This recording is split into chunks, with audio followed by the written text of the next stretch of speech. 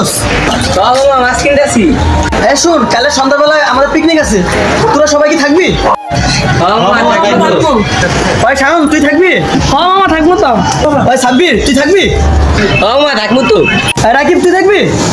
হ্যাঁ মামা থাকবো তো। কিরে মামা তুই থাকবি? মামা থাকবো তো। আরে মামা তুইও থাকবি? তোর তো বাপ ভাই নাই কে? তুই কি টাকা দিতে পারবি? তোর কাকে কি টাকা দিব? কিরে মামা তুই পারবি? মামা পারমু। আমার বন্ধুরা সবাই পিকনিকে যাবে আজকে, আমাকে 1000 টাকা দিতে পারবেন? বাবা আমাকে তো এখনো মালিকের বেতন দেয় নাই, তুমি তোমার বন্ধুকে বললো 2 দিন পরে পিকনিক করতে বলি। আচ্ছা কাকা, আমার বন্ধুরা তো বলছে কালকে পিকনিক করবে, তাহলে আমি তাদেরকে বলে দিই যে আমার টাকা নেই, আমি পিকনিক করতে পারবো না। মোস্তফা শুনো, জি কাকা বলেন। এটা মালিকের থেকে আমি 2000 টাকা নিচ্ছি, এনে 1000 টাকা নয়, 1000 টাকা পিকনিক জমা দিও। কেন আমার 1000 টাকা নয়, 1000 টাকা নিয়ে তুমি ভালো পোশাক কিনি তোমার বন্ধুদের সাথে যাইও। আচ্ছা ঠিক আছে কাকা, এখন আমি যাই।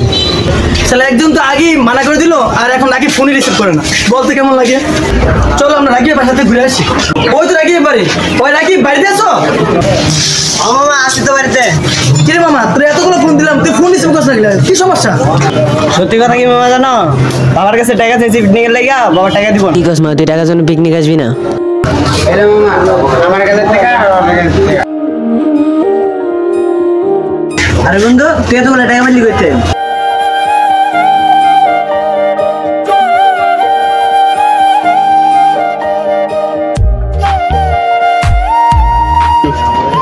রাকিব, যারা তুমি একসময় ইগনোর করছো, আজ সেই তোমার পিকনিকের টাকা দিল।